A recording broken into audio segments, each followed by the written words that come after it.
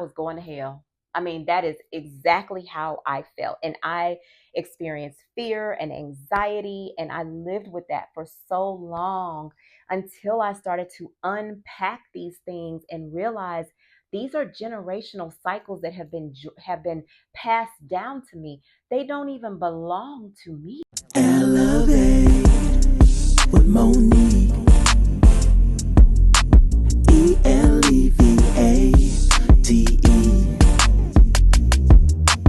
Elevate with Monique. Hey, welcome back to another episode of Elect Elevation with your hostess, me, Mo. And we have been talking about healing while mothering.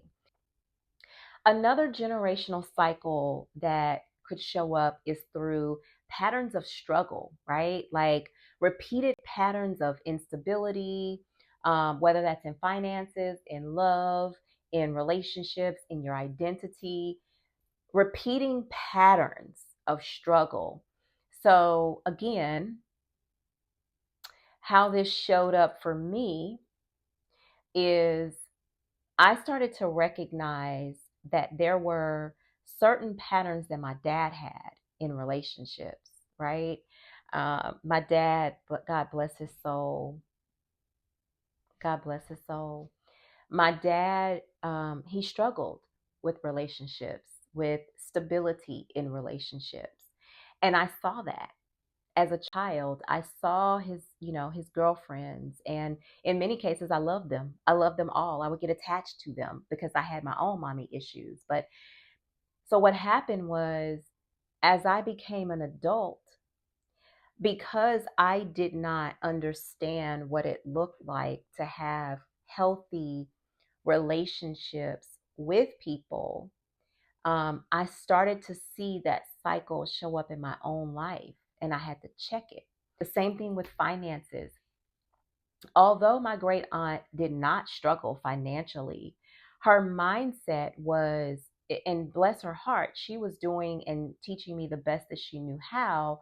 But what I developed was a very scarcity mindset when it came to money, because my great aunt grew up in the Great Depression. She grew up in a time where you had to save everything and you had to hold on very, very tightly to things. And so I I formed this mindset of struggle with finances. I didn't know how to manage my finances. And in some cases, I even, I would hold on to it so tight that I didn't even have open mindsets around how to grow my money, how to sow my money, how to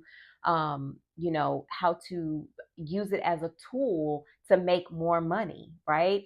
And so even though her intentions were good, I developed these patterns of limiting mindsets, and in some cases even struggle. The fourth generational cycle that I would share is through spiritual and cultural influences. Now, this is one that I know all too well, right?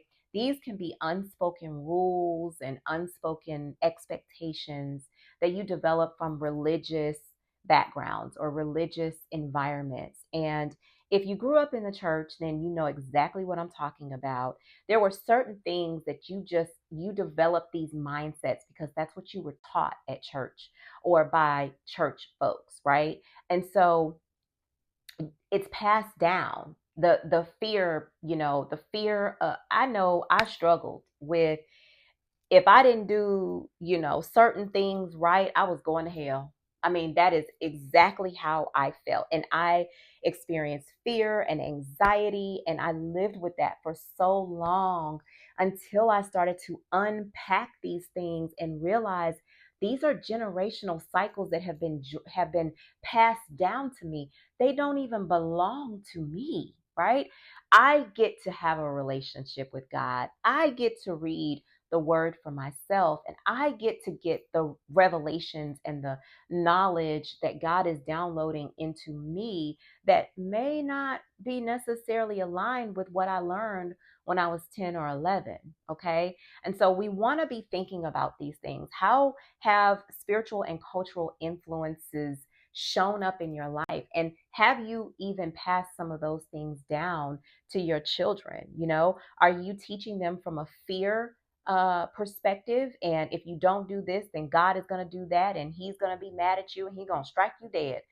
No, we do not need to teach our children in that way. It may have worked for us, but honey, that is not going to work for this generation. Okay.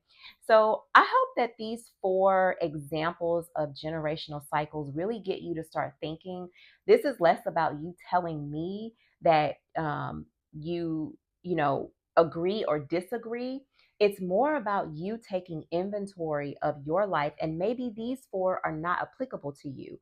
But then what other generational cycles have you identified that you have lived with and potentially, passed down to your children?